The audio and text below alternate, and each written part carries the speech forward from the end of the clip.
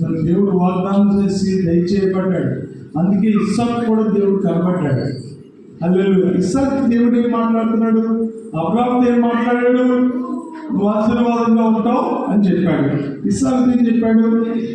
26:12 ఇస్సాకు దేశమందున్నాడు, ఇతరు వేసి నూరంతో పాలు పొందాడు, యెహోవా అతన్ని ఆశీర్వదించెను. ఆమేన్. హల్లెలూయా. 26-24 ఆ రాత్రియే యెహోవా అతను ప్రత్యక్షమయ్యాడు. ఎవరికి? ఇస్సాకు గురించి చెప్పుకున్నాం. ఇస్సాకు ప్రత్యక్షమై ఏం చేశాడు? నీ తండ్రి అయిన అబ్రాహాము దేవుడిని నీ తోడై ఉన్నాను కనుక భయపడము, నా దాసుడైన అబ్రాహామును బట్టి నిన్ను ఆశీర్వదించి నీ సంతానం విస్తరింప చేసిందని చెప్పాను. ఆమేన్.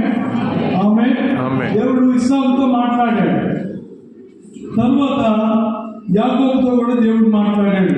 ఆదికాండం 28:13 తన తండ్రి నుంచి పారిపోయేటప్పుడు ఆ రాత్రి పూట దేవుడు ఆయనతో మాట్లాడాడు. 28:13 మరియు యెహోవా దానికి పైగా నిచ్చెన కనబడింది. కొంతమంది ఎక్కుతారు తిరుగుతూ ఉన్నారు నిచ్చెన దేవదూతలు. అక్కడి దేవుడు మాట వినబడతా ఉంది.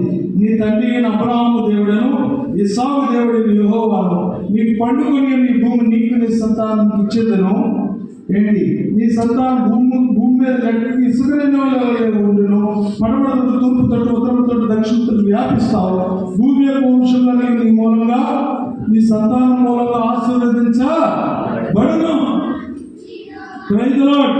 ఆమేన్. హల్లెలూయా. అబ్రాహాముతో దేవుడు మాట్లాడాడు, ఇస్సాకుతో మాట్లాడుతుంది. ఎవరు ఇస్సాకు? అబ్రాహాము. యాకోబు ఎవరు? ఇస్సాకు. Okay, thank you. Hallelujah. Okay, క్రీస్తు యేసు నందు తర్వాత అన్ని జనులమైన మనం హల్లెలూయా. అన్ని జనులంటే అదవ కాదు, క్రీస్తు నందు ఉన్న అన్ని జనులు మనం. ఎవరు మనం? అలామీలు కాదు, మరొకటి కాదు.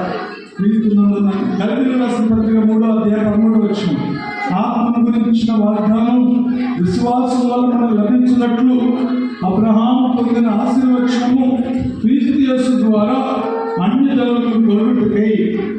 జాగ్రత్తగానండి. అబ్రహాము పొందిన ఆశీర్వాదం నాయన చెప్పండి. అబ్రహాము పొందిన ఆశీర్వచనము క్రీస్తు యేసు ద్వారా అన్ని జనులకు కలుగుటకై క్రీస్తు మన కోసం